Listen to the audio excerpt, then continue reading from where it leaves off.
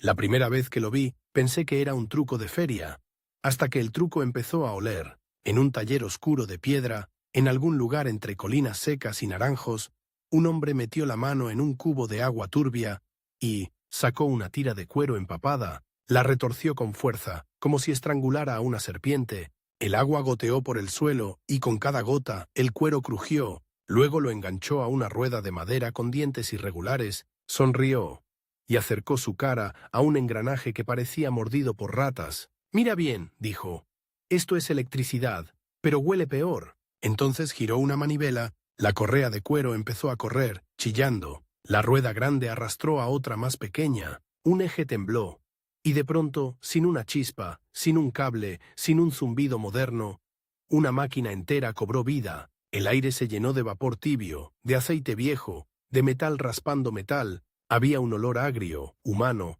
como sudor de caballo mezclado con sangre seca. Era repulsivo y también hipnótico, porque esa cosa, esa bestia hecha de madera, hierro y pellejo, no solo se movía, trabajaba. Ahí entendí el contraste. Hoy encendemos una fábrica con un dedo, ellos la encendían con el cuerpo, con músculos, con agua, con viento, con grasa animal, con correas que se pudrían si nadie las cuidaba, sin electricidad, pero con una inteligencia que te da satisfacción inmediata. Sí, esto es exactamente cómo se hicieron máquinas complejas sin electricidad, y con una pregunta que te clava la curiosidad como un clavo caliente. ¿Hasta dónde podían llegar así? Y con un pequeño rechazo que te rasca la garganta, ¿qué precio olía ese progreso? Porque lo que vas a escuchar no es una historia limpia, es brillante, es épica, y a veces da asco. La España de los grandes talleres no nació en una sala blanca, ni en una universidad silenciosa. Nació en lugares donde las manos estaban agrietadas, donde el metal se calentaba con carbón y el agua era fuerza, no bebida. Si quieres entender cómo un país construyó maquinaria compleja sin enchufes, tienes que imaginarlo como una cadena. Cada movimiento era robado a la naturaleza, domesticado con ingeniería y pagado con mantenimiento brutal. Primero, el agua. No la de un grifo, sino la de un río que no perdona. Los artesanos y maestros, muchos sin títulos, pero con un oído casi musical para el crujido de una pieza, aprendieron a convertir una corriente en un sistema nervioso mecánico. El corazón era una rueda hidráulica, enorme, con paletas que mordían el flujo, y cuando esa rueda giraba, giraba todo. Ejes, levas, martinetes, piedras de moler, sierras, fuelles, tornos, y aquí viene la primera imagen que engancha. Un taller puede estar quieto, silencioso, muerto, y de pronto un aprendiz abre una compuerta, como quien abre una vena. El agua entra con un golpe sordo, el canal tiembla, la rueda empieza a respirar en círculos, y todo el edificio se transforma en un animal que despierta. Pero no era magia, era una coreografía de pérdidas y victorias. El agua resbala, el agua se escapa, el agua se te ríe si calculas mal. Así que construyeron canales, acequias, presas pequeñas, desviaciones, y después lo más elegante, engranajes. No solo para mover, sino para decidir cómo se mueve, porque una rueda lenta puede ser una sierra rápida si multiplicas la velocidad. Una rueda potente puede levantar un martillo si conviertes el giro en golpes. Ese cambio, de giro a golpe, es uno de los trucos más antiguos y más salvajes de la mecánica. La leva y el martinete. Imagina un disco que gira con un bulto, una joroba, en su borde. Cada vez que esa joroba pasa, empuja una viga hacia arriba, la viga sube y luego cae con toda su masa, y vuelve a subir, y vuelve a caer. Golpe, golpe, golpe. Ahora imagina el sonido dentro de un taller de forja accionado por agua. Un latido gigantesco, repetido, que hace temblar la tierra. Cada golpe es controlado por la forma de una pieza de madera o hierro. La máquina no necesita pensar, la forma piensa por ella, y ese es uno de los secretos que más se subestiman hoy. Cuando no tienes electricidad, programas las máquinas con geometría, con perfiles, con dientes, con la manera exacta en que una rueda empuja a otra. En España, esa inteligencia mecánica se mezcló con otra realidad. El territorio, montañas, ríos cortos y rápidos, costas con viento, llanuras donde el agua era un tesoro y no un derecho. Eso obligó a ser creativo. No podías copiar un modelo sin adaptarlo, la energía disponible cambiaba a pocas leguas, y esa variación parió monstruos hermosos. Molinos que no solo molían grano, serrerías que cortaban troncos sin cansarse, talleres textiles donde las fibras se peinaban y se tensaban con una precisión que parece moderna. Pero hay un giro que casi nadie cuenta cuando idealiza lo artesanal. Estas máquinas eran limpias para el espectador moderno. Madera, piedra, agua, romántico, hasta que te acercas, entonces ves lo que sostienen.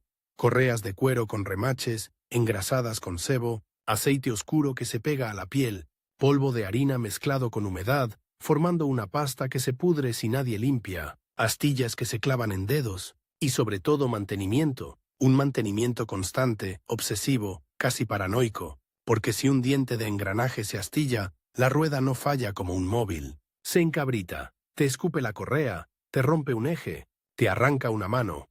La maquinaria sin electricidad no era lenta por naturaleza, era peligrosa por cercanía, y ahí entra el segundo gran motor, el viento. Los molinos de viento no son solo postal, son ingeniería de incertidumbre. El agua es relativamente constante, el viento es un humor, un día te da potencia, al siguiente te da silencio. Así que los maestros españoles aprendieron a negociar con él, orientar la caperuza, ajustar velas, cambiar ángulos, domar ráfagas sin que el molino se despedace. Cada cambio era un diálogo. Te doy superficie, me das fuerza, te doy menos, me das control. Ahora mezcla agua y viento con una tercera energía, la humana, y aquí el relato se vuelve más intenso, porque cuando la naturaleza no alcanza, entra el cuerpo, en talleres urbanos, donde el río no llegaba a tu puerta, donde la rueda hidráulica era un lujo, se inventaron sistemas de transmisión que exprimían a los trabajadores como si fueran combustible, pedales, manivelas, ruedas de inercia, no para hacer cositas pequeñas, sino para sostener procesos completos. ¿Quieres un ejemplo visual que te quede en la cabeza? Un torno de pedal. Parece inocente, un banco, un eje, una cuerda enrollada, el artesano pisa una tabla, sube y baja, y la cuerda hace girar la pieza hacia un lado y hacia el otro. Con cada vaivén, el hierro o la madera gira lo suficiente para cortar, el ritmo se vuelve música, el cuerpo se vuelve metrónomo, pero ahora imagina eso escalado. No un torno, sino varios conectados.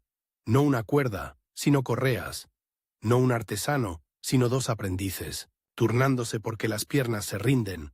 No un objeto, sino una producción que debe salir hoy, porque si no, no hay pan. Lo que hoy llamamos energía eléctrica era entonces energía organizada, era logística del movimiento, y España se volvió experta en esto porque necesitaba hacerlo. Construir, reparar, adaptar, producir. Aquí el relato abre su primera gran promesa. Los maestros españoles no solo hicieron máquinas, hicieron sistemas, sistemas que podían funcionar en cadena. Para lograrlo necesitaban dos cosas: transmisión y sincronización. La transmisión es fácil de imaginar: ruedas, ejes, correas, engranajes, pero la sincronización es la parte casi mágica. Una máquina compleja sin electricidad es como un grupo de músicos sin director. Si cada uno toca a su ritmo, suena caos. Si todos obedecen una estructura, suena obra. Los talleres resolvieron esto con árboles de transmisión, ejes largos que recorrían el techo, con poleas que bajaban potencia a estaciones distintas. Cada estación podía conectarse o desconectarse con una palanca que tensaba o aflojaba una correa. No era encender y apagar como hoy, era enganchar o soltar una parte del monstruo. Y aquí viene el primer twist que te hace mirar distinto. El interruptor de estas fábricas era un pedazo de cuero, sí. A veces la diferencia entre trabajo ordenado y desastre era un cinturón, una correa que, si estaba húmeda, patinaba, si estaba seca, se agrietaba, si estaba mal alineada, saltaba como látigo. El taller olía a cuero, a grasa, a humedad, y el maestro sabía, por el oído, si la correa estaba a punto de traicionar. Ese oído era una forma de ciencia, porque cuando no tienes sensores electrónicos, el sensor eres tú. Escuchas vibraciones, hueles calentamiento, sientes en la palma si el eje late raro, y esa sensibilidad no es poesía, es supervivencia. Así, en este mundo, la innovación no era una idea en papel, era una reacción inmediata a un problema físico. Si esto vibra, se rompe. Si se rompe, alguien sangra. Si alguien sangra, el taller se para. Si el taller se para, no comemos. ¿Y qué hicieron con esa presión? Perfeccionaron el arte de lo simple que se combina. Un engranaje bien hecho no es un lujo, es un seguro de vida. Una leva bien tallada puede reducir golpes inútiles. Una rueda de inercia, un disco pesado, puede estabilizar la fuerza humana para que el corte sea suave. Un sistema de poleas puede multiplicar la capacidad de levantar. Un tornillo sin fin puede convertir un pequeño giro en un avance preciso. Y ese último punto, el avance preciso, es el puente hacia lo realmente impactante. Máquinas que parecen eléctricas, pero no lo son, porque piensa en lo que requiere cualquier máquina-herramienta. Precisión repetible. Cortar igual, agujerear igual, roscar igual. Sin electricidad, eso se logra con guías, con topes, con tornillos de avance, con calibres mecánicos. Los maestros lo sabían, aunque no lo llamaran con palabras modernas. Lo veías en sus gestos. Medir con una escuadra gastada, ajustar con un golpe suave, volver a medir, ajustar, medir, una y otra vez. No era lento por incapacidad, era lento por respeto. El metal no perdona. Y aquí, justo cuando crees que esto es un homenaje bonito a la artesanía, entra la sombra que sube la tensión del primer acto, porque cada una de estas máquinas, para ser sin electricidad, necesitaba una cosa que hoy olvidamos. Continuidad. No podías detenerte mucho. Un taller de agua depende del caudal, un taller de viento depende del clima, un taller humano depende de músculos. La producción era una carrera contra algo, contra la sequía, contra la calma del aire, contra el cansancio, contra la noche. En un mundo así, la máquina no es solo herramienta, la máquina manda. Y los maestros españoles, ingeniosos, sí, también eran domadores, domaban a la naturaleza, domaban la materia. Y a veces domaban a la gente a través del ritmo de la máquina, porque el ritmo era tirano, golpe, giro, corte, chirrido, golpe. Cada sonido empujaba a los cuerpos a seguir, y cuando el ritmo se aceleraba por necesidad, por un pedido urgente, por un contrato, por un invierno duro, la máquina empezaba a parecerse a un animal hambriento, y ahí, en ese borde incómodo, nace la gran pregunta que va a guiar el resto del relato. ¿Qué trucos y qué giros inventaron para conseguir máquinas todavía más complejas, cuando la energía era caprichosa y el cuerpo era finito? Porque lo siguiente ya no son molinos bonitos, lo siguiente son dispositivos que te dejan con la boca abierta. Sistemas de elevación, mecanismos de repetición, engranajes de precisión, talleres que parecen fábricas, y todo impulsado por agua, viento, animales y manos, y también lo siguiente incluye un detalle inquietante. Cuanto más compleja se vuelve la máquina, más se parece a una trampa. Si no la entiendes, la noche siguiente el maestro no me llevó a otro taller, me llevó a un sitio que de lejos parecía una herida en la montaña. Una boca negra, húmeda, con aliento frío, no era una cueva turística, era un lugar donde el agua no cantaba, gruñía. Si quieres entender de verdad lo que hicimos sin electricidad, me dijo, deja de mirar ruedas bonitas, mira donde la fuerza se esconde. Dentro, el suelo estaba resbaladizo, como si siempre estuviera sudando. Las paredes tenían un brillo aceitoso, y el eco convertía cualquier paso en una amenaza. En el fondo se oía un golpe lento, regular, como un corazón enterrado, golpe, pausa, golpe, pausa. Y allí estaba, no una rueda grande a la vista, sino un sistema entero metido bajo tierra, donde el agua se canalizaba como sangre por arterias de piedra. No era romanticismo, era ingeniería hecha para que nadie la viera, y para que nadie la tocara demasiado, porque el primer giro de esta historia, el que suele quedar fuera de los cuentos, es este.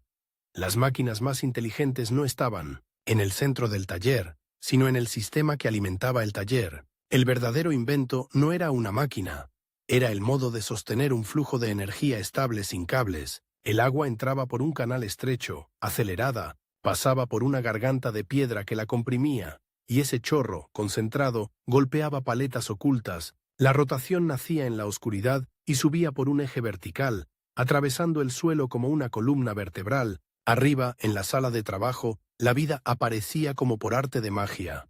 Un eje girando donde nadie veía el río. Eso permitía algo que parece pequeño, pero cambia todo. Separar el motor del lugar de trabajo, mantener el ruido, la humedad y el peligro abajo.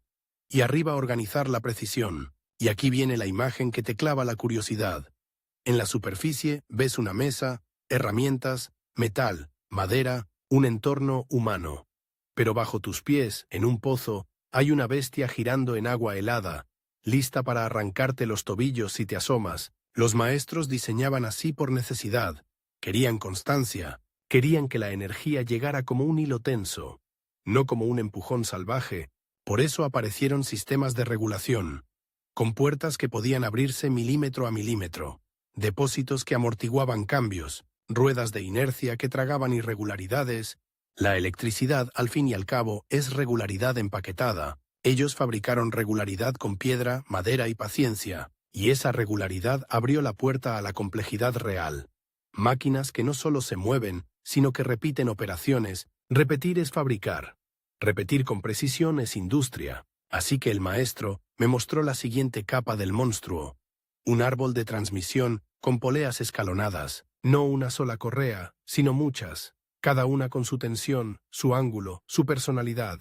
En una pared, una fila de palancas. Al mover una correa se tensaba. Al soltarla, se aflojaba y patinaba, como si el trabajo se deshiciera. Aquí no se enciende, dijo. Aquí se ordena. Y entonces ocurrió algo que todavía me hace apretar la mandíbula. En vez de llevarme a una máquina grande, me llevó a una pequeña, una herramienta de apariencia humilde, casi ridícula al lado de tanto eje. Un tornillo largo, con una rosca perfecta, y una manivela. Esto, dijo, es el cerebro, el tornillo de avance, la rosca que convierte giro en desplazamiento controlado. Sin él, cortar metal con precisión es lucha. Con él, cortar metal es cálculo. Ahí empezó la segunda parte de la historia. España no solo hizo máquinas que golpeaban y giraban, hizo máquinas que medían. No con pantallas, con topes, con guías, con reglas de acero, con calibradores, con patrones, con el hábito obsesivo de comparar una pieza con otra hasta que la diferencia desaparecía. Esa obsesión no es elegante, es brutal, porque cada vez que quieres precisión sin electricidad, tienes que pagarla en tiempo o en riesgo. El maestro giró la manivela y el tornillo avanzó una guía. En la guía, un buril tocó un cilindro. El cilindro giraba por la transmisión del agua. El buril mordió el metal. Una viruta salió como una cinta brillante. Y el sonido era desagradable, como un grito fino. El olor a metal caliente se mezcló con aceite viejo. Te entra por la nariz y se queda, como si te pintara por dentro. ¿Ves?, me dijo. Sin esto, una rosca es un milagro. Con esto, una rosca es una receta. Y justo cuando te acomodas a la idea de «mira qué inteligentes», llega el twist que rompe la comodidad. Esa receta costaba sangre si fallaba, porque una herramienta que avanza sola, empujada por una energía constante, no tiene piedad. Si el buril se engancha, el metal puede salir disparado. Si la pieza está mal fijada, se convierte en una bala. Si tu manga está demasiado cerca, te atrapa. Aquí la tensión sube por una razón simple.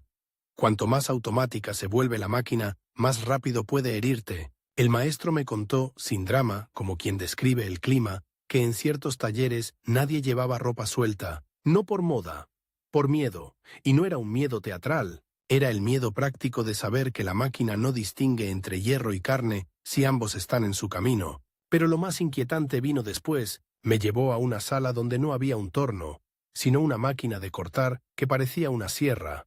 Aunque no era una sierra de mano, era una sierra mecánica conectada a un mecanismo que convertía el giro en vaivén. La hoja iba y venía con una regularidad enfermiza. Era como ver parpadear un ojo metálico, y ahí apareció la idea que hace que esta historia se vuelva realmente de inventos.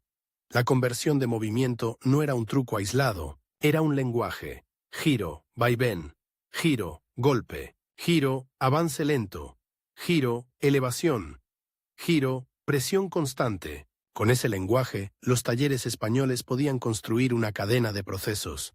Cortar, aplanar, agujerear, roscar, pulir, sin electricidad, solo con una fuente estable de movimiento y un montón de convertidores mecánicos. En ese punto, el maestro me dijo algo que parecía un acertijo. La electricidad es cómoda porque cabe en un hilo. Nosotros no teníamos hilo. Teníamos arquitectura, y me mostró la arquitectura. El techo repleto de ejes, poleas y correas, las columnas reforzadas para soportar vibraciones, el suelo con canales de mantenimiento, la pared con estantes de repuestos como si fueran órganos de recambio, porque aquí viene otra verdad fea. Estas máquinas se comían a sí mismas. El desgaste era constante. Madera contra madera, cuero contra metal, metal contra metal. Todo necesitaba grasa, ajuste, limado, reemplazo. Era como tener un animal enorme. Te da trabajo, sí, pero también te exige alimento diario. Entonces entramos en el territorio de los trucos más audaces. Cómo multiplicaban fuerza cuando la fuente era limitada. Poleas y aparejos, sí, pero también algo más. Ruedas de inercia gigantes, discos pesados, a veces tan grandes como una mesa, girando para almacenar energía. El principio es simple. Si acumulas giro, puedes soltarlo en un momento de esfuerzo. ¿Quieres imagen? Imagina que la máquina está respirando lentamente, guardando aire, y de repente suelta un golpe que parece venir de un animal más grande de lo que realmente es. Eso permitía prensar, estampar, cortar con potencia puntual, como un boxeador que no golpea siempre fuerte, pero sabe cuándo. En España, eso se mezcló con otra cosa que parece película, pero era realidad. Energía animal. En algunos talleres, sobre todo donde el agua y el viento no eran fiables, se usaban mulas o bueyes en sistemas de giro. Una pértiga conectada a un eje vertical, el animal caminando en círculo, la máquina recibiendo movimiento. Y aquí el relato se vuelve incómodo otra vez. El taller olía a animal, a estiércol, a pelo mojado, a sudor, y encima de ese olor, el aceite. Es una mezcla que no se olvida. Pero no era atraso, era adaptación. Y la adaptación dio lugar a mecanismos de transmisión que hoy nos parecen modernos. Embragues rudimentarios, reductores, cambios de velocidad por poleas escalonadas, como una caja de cambios sin palanca cromada, sin carcasa bonita, solo madera, hierro y una decisión rápida del maestro para que la máquina no se desboque. Hasta aquí podrías pensar, bien, talleres, agua, viento, animales, pero el título promete algo más específico. ¿Cómo hacían máquinas complejas? Y complejas no significa solo grandes, significa capaces de hacer trabajo fino, repetible, a escala. Así que el maestro me llevó al lugar donde la complejidad se vuelve casi imposible de negar. Un taller de relojería y metal fino, conectado a un sistema de potencia que, en teoría, debería ser demasiado tosco para lo delicado, y sin embargo funcionaba. Allí, la transmisión no iba directa a las manos del artesano. Se filtraba, se suavizaba con etapas, poleas pequeñas, correas finas, ruedas de inercia menores, mecanismos que reducían vibración. Era como si la fuerza pasara por una serie de puertas cada vez más estrechas hasta volverse mansa. La fuerza bruta no sirve si tiembla, dijo. Para lo fino, la fuerza debe aprender a caminar despacio, y entonces vi lo que parecía un milagro. Una máquina que taladraba con repetición, con profundidad controlada, usando un tope mecánico, una y otra vez igual. Clic. Baja. Corta. Sube. Clic. Baja. Corta. Sube. No había un operario apretando un botón, había una secuencia mecánica. Un tope detenía el avance, una leva levantaba el taladro, un resorte devolvía la posición. La máquina era casi un teatro de marionetas, pero marionetas de metal. A estas alturas, el segundo acto necesita una sacudida, un golpe emocional que te haga sentir que estamos cerca de algo grande y peligroso. Así que el maestro me contó una historia que no empieza con héroes, sino con un error. En un taller cercano al agua, una primavera de lluvia intensa, el caudal subió más de lo normal, la rueda hidráulica giró más rápido, el árbol de transmisión empezó a cantar de otra forma, como un violín mal afinado. La correa principal, tensada, se calentó por fricción. El cuero empezó a oler raro, como pelo quemado. El maestro de aquel taller lo olió, y no gritó «¡Fuego!», gritó otra cosa mucho más específica: «¡Suéltala!». Un aprendiz tiró de una palanca para aflojar la correa, pero la correa ya estaba demasiado caliente. Se pegó, no patinó, no soltó. Y entonces, en un segundo, pasó lo que estas máquinas pueden hacer cuando pierden el control. La correa reventó, no se rompió como una cuerda, se rompió como un látigo. Una parte salió disparada y golpeó a un hombre en la cara. No lo mató, pero lo dejó marcado, con una cicatriz que parecía una firma. El taller se llenó de un silencio absurdo, como si la máquina se hubiera dado cuenta de lo que hizo. Y ahí está el twist. En la era sin electricidad, el fallo no era «se apaga», el fallo era «se libera». La energía no desaparece, cambia de forma, y cuando cambia mal, se convierte en violencia. Por eso los maestros españoles desarrollaron una cultura de seguridad que no era de manual, era de ritual. Escuchar antes de mirar, tocar el eje con la palma para sentir calor, oler el cuero, observar el polvo, ajustar tensiones, lubricar con disciplina, reemplazar piezas antes de que pidieran ser reemplazadas. La máquina te habla, si no la escuchas te castiga, y ese miedo inteligente fue paradójicamente una fuente de innovación, porque cada accidente enseñaba un principio: cómo evitar un sobrerégimen, cómo descargar energía, cómo crear fusibles mecánicos, sí, fusibles mecánicos. No como los eléctricos, claro, pero con la misma idea. Una pieza diseñada para romperse primero y salvar el resto. Un pasador que cede, una clavija que se parte, un punto débil intencional. Es un pensamiento sofisticado. Diseñar la falla, domesticar el accidente. Eso es ingeniería adulta. Y ahora viene el momento en que el segundo acto se convierte en una promesa aún mayor. Si ya podían regular energía, programar movimientos, con levas, repetir operaciones y diseñar fallas, entonces podían construir algo que se parece a una línea de producción, no una fábrica moderna con neones, una línea de producción con ejes. El maestro abrió una puerta y entramos a una nave donde varias estaciones estaban conectadas al mismo sistema. En una sierra cortaba piezas, en otra, un torno las redondeaba, en otra, un taladro repetía agujeros, en otra, una prensa estampaba, y un hombre, solo uno, no hacía el trabajo pesado, hacía el trabajo decisivo. Conectaba y desconectaba estaciones, comprobaba medidas, ajustaba topes, era como el director de una orquesta mecánica, y allí sentí, por primera vez, la verdadera satisfacción de la idea. Sí, esto es una fábrica sin electricidad, no por nostalgia, sino por diseño. Pero el asco, ese asco mezclado con fascinación, también subió, porque el suelo estaba cubierto de una pasta de aceite y polvo, las paredes tenían marcas de golpes, las correas estaban remendadas, había trapos negros como carbón, y el aire te rozaba la garganta con partículas invisibles, como si el taller quisiera vivir dentro de ti. Entonces, justo cuando parece que el relato se estabiliza, llega el giro que abre la puerta al tramo más cinematográfico. El maestro me dijo que lo más impresionante no eran esos talleres, lo más impresionante era cuando los españoles llevaron esa lógica fuera del taller. ¿Máquinas sin electricidad? Sonrió. No se quedaron en la mesa de trabajo. También se metieron en barcos, en minas, en obras, donde la energía era todavía más cruel. Y ahí termina la calma. Porque lo que viene después ya no es solo madera y correas, es oscuridad, profundidad, presión, riesgo real, mecanismos para extraer agua de minas, elevar cargas enormes, mover bombas y sobrevivir, donde el cuerpo solo no alcanza. El maestro no dijo mina como quien dice un lugar de trabajo, lo dijo como quien pronuncia una palabra que puede tragarte. La entrada era un rectángulo de piedra húmeda, y el aire que salía no tenía olor a tierra, tenía olor a óxido, a agua estancada y a algo más, algo ácido, como si la roca sudara metal. A unos metros, una polea colgaba del techo, y el cable crujía con una tensión vieja. No había luces eléctricas, claro, solo lámparas y reflejos temblorosos, pero lo que más asustaba no era la oscuridad, era el sonido. En una mina, el enemigo no es solo la falta de aire, es el agua.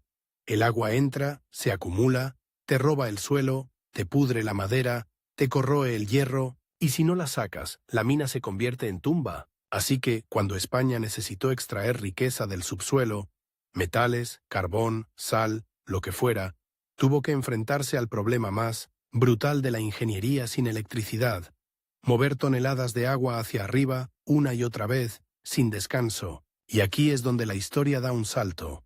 Pasamos de talleres inteligentes a máquinas de supervivencia. El maestro me llevó por un pasillo y me enseñó un pozo lateral. Allí se veía algo que parecía un esqueleto. Vigas, ejes, un mecanismo que subía y bajaba como un brazo gigante, y en el fondo, una bomba. No una bomba pequeña, una bomba que era casi un sistema circulatorio, tubos, válvulas, cámaras, todo mecánico, y el movimiento venía desde arriba, desde muy lejos. Una fuerza exterior transmitida por ejes y varillas como si la mina tuviera tendones. Esto, dijo, es lo que la gente no imagina cuando oye sin electricidad. Creen que es lento, creen que es simple. Pero aquí Aquí no puedes fallar. La clave estaba en algo que parece obvio, pero no lo es. Si quieres sacar agua, no basta con empujarla. Tienes que impedir que vuelva. Ahí entran las válvulas. Pequeñas decisiones mecánicas que abren y cierran según presión. Un mecanismo tonto que actúa como si fuera inteligente. El agua sube, la válvula de abajo cierra. El agua no puede regresar. La válvula de arriba abre. El agua sigue. Y vuelta, y vuelta, y vuelta. Y lo más sorprendente, este tipo de inteligencia no dependía de una persona mirando. Dependía de la física. El sistema era su propio guardia. Ahora imagina esto dentro de una mina. Húmedo, estrecho, oscuro, con madera hinchada por el agua y metal mordido por el óxido. Y aún así, debía funcionar con precisión, porque si una válvula se quedaba pegada, si una junta se deformaba, si una varilla se partía, el agua ganaba. Aquí el asco se vuelve concreto. El agua que salía de esas bombas no era limpia. Era agua negra, cargada de tierra, a veces con un brillo raro, como aceite, olor a mineral. A veces el vapor de la humedad se mezclaba con el humo de las lámparas, y el aire se volvía pegajoso, casi masticable, y aún así los sistemas funcionaban. ¿Cómo? Con el mismo lenguaje de conversiones, pero llevado al límite. El giro de una fuente exterior se convertía en un vaivén largo y poderoso, un vaivén que bajaba y subía por la mina como un pistón gigante. La superficie movía el subsuelo, y aquí viene el primer gran giro dramático de esta parte. La fuente exterior no tenía por qué ser humana. Podía ser agua, podía ser viento, podía ser animal, podía ser todo a la vez. En algunas instalaciones, la fuerza venía de ruedas hidráulicas arriba, lejos de la entrada, donde el caudal era mejor, en otras, de un sistema animal, mulas girando en círculo, día tras día, como si la mina fuera un molino invertido, en otras, combinaciones para no depender de una sola cosa. Cuando el río bajaba, entraban los animales. Cuando el viento soplaba, ayudaba. Cuando la época era dura, se racionaba. Esto no era un invento único, era un ecosistema mecánico, y entonces el maestro me soltó una frase que, en ese lugar, sonaba como una amenaza.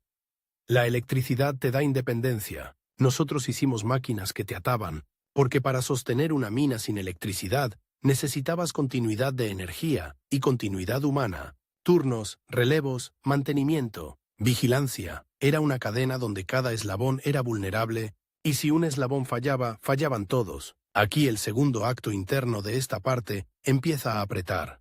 Vamos a ver hasta qué punto podían hacer máquinas complejas, fuera del taller, y qué sacrificios escondían. Subimos de la mina y caminamos hasta una obra cerca de un cauce. Allí vi otra escena que parecía de otro mundo.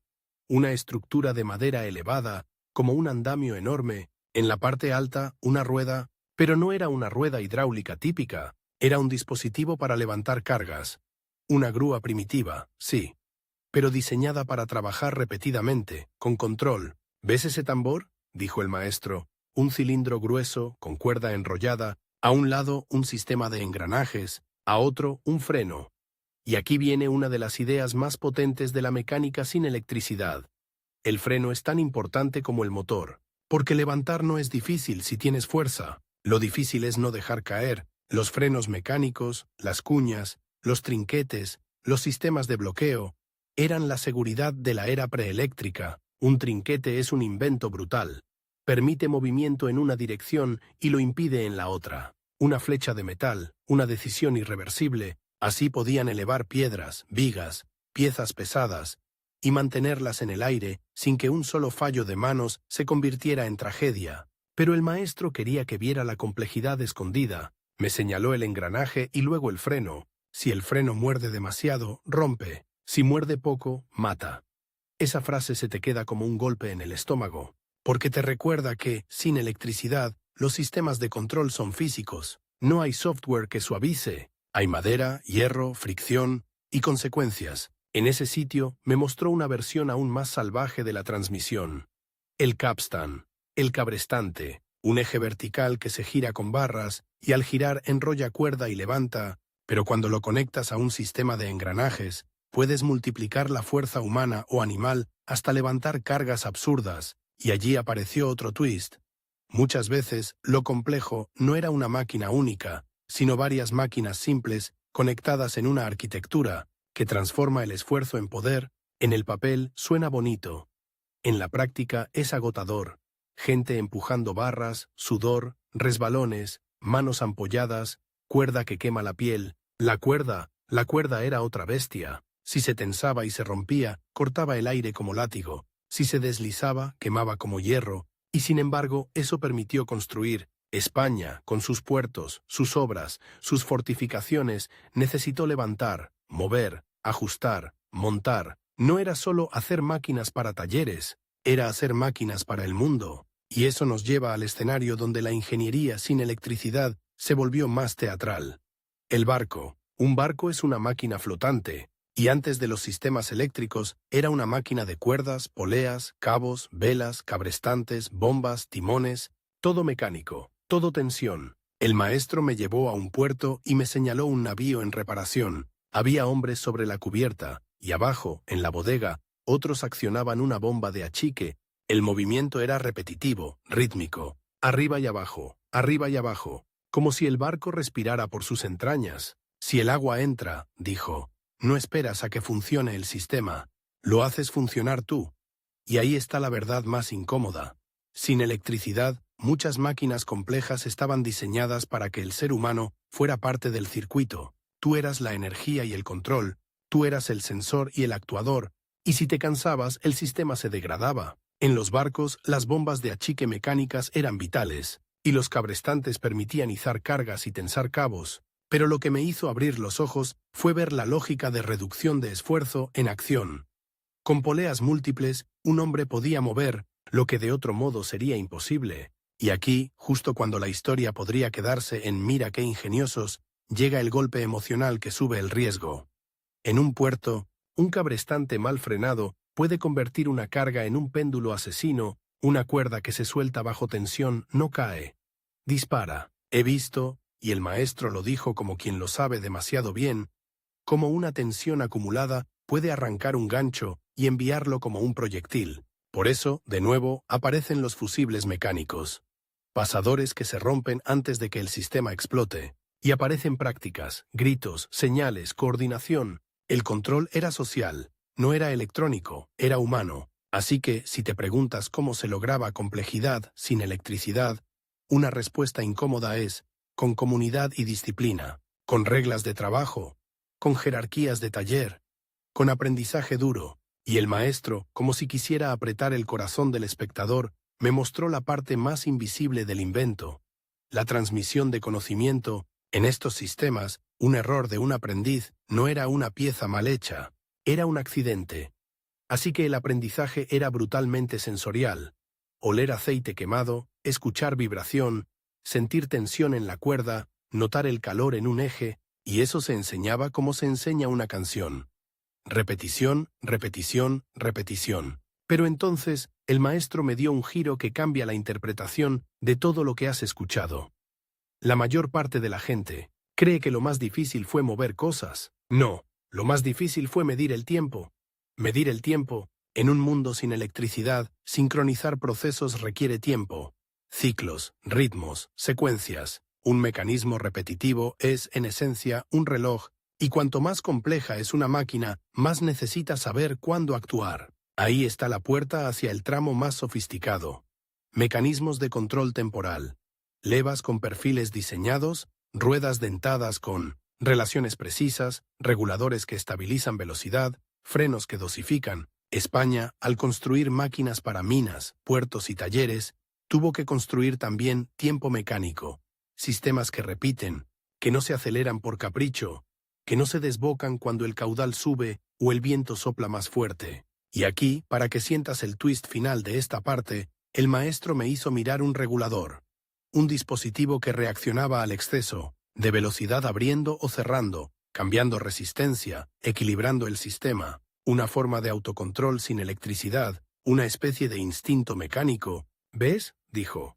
Esto no es fuerza, esto es juicio. En ese momento, la historia del sin electricidad dejó de sonar como nostalgia y empezó a sonar como algo mucho más moderno. Cibernética hecha con hierro y madera, sistemas que se autorregulan, máquinas que responden. Y entonces, justo cuando piensas que ya has visto lo máximo, Aparece el último giro dramático que prepara el desenlace. El maestro confesó que muchas de estas ideas no nacieron por orgullo ni por romance, nacieron por escasez, por presión, por la necesidad de construir fábricas dispersas donde la energía estuviera disponible. Un río aquí, viento allí, animales allá, y cuando llegó la electricidad, dijo, muchos se rieron. Dijeron, por fin se acabó este infierno, pero lo que no vieron fue que ya habíamos inventado la lógica de la automatización, la lógica de la transmisión, la lógica de la seguridad, la lógica del control. La electricidad solo cambió el tipo de sangre, no cambió el cuerpo. Y esa frase, en el borde del puerto, con olor a sal, brea y madera mojada, se siente como una promesa. Si ya tenían lógica de automatización, qué máquinas exactas, qué ingenios españoles concretos, qué momentos de esto parece imposible marcaron el salto final. ¿Qué twist final cierra la historia con fuerza? El maestro me llevó al último lugar como si quisiera que yo lo recordara con el cuerpo, no con la cabeza. No era mina, no era puerto, no era un taller lleno de ejes. Era una sala estrecha, caliente, con una luz que temblaba como si el aire estuviera vivo. En el centro, sobre una mesa de madera marcada por quemaduras antiguas, había una caja metálica con tornillos, palancas pequeñas y una rueda que parecía demasiado fina para un mundo de correas y martinetes. Aquí está el remate, dijo. La parte que la gente no cree. Me acerqué y sentí el olor antes de entenderlo. Metal caliente, aceite rancio y ese perfume desagradable de tejido viejo. Como lana, húmeda guardada años en un cofre, mezclado con humo. Era un olor que te da ganas de apartarte, pero al mismo tiempo te obliga a mirar más. La rueda giraba despacio. No como una máquina grande, no como una sierra, giraba con calma. Y esa calma era inquietante, porque en la calma hay control. El maestro puso un dedo sobre un tornillo de ajuste, como quien toca el gatillo de algo peligroso, giró un cuarto de vuelta, y la rueda cambió su ritmo. Apenas, pero cambió. ¿Ves?, dijo. Esto es donde el sin electricidad se vuelve sofisticado de verdad. No solo mover, sino gobernar. Y ahí apareció el último gran twist de toda esta historia. La máquina compleja sin electricidad no era una máquina fuerte, era una máquina obediente, obediente a límites, a tiempos, a secuencias. Todo lo que has visto, agua, viento, animales, músculo, es energía. Pero energía sin obediencia es caos. Así que los maestros españoles persiguieron una obsesión. Regular la velocidad, regular el avance, regular la fuerza, regular el momento. Y cuando regulas puedes encadenar, cuando encadenas puedes automatizar, y cuando automatizas, aparece algo que se parece demasiado a una fábrica moderna como para ser antigua. El maestro abrió la caja. Dentro había un conjunto de engranajes finos, dientes pequeños, con marcas de desgaste como cicatrices. Había una leva con un perfil que parecía el contorno de una ola. Había un muelle y un pequeño freno, tan simple que daba rabia. Una tira que rozaba una rueda para dosificarla. Esto, dijo, es un regulador pobre, pero funciona. Y entonces me contó el final de la historia con un gesto que parecía una confesión.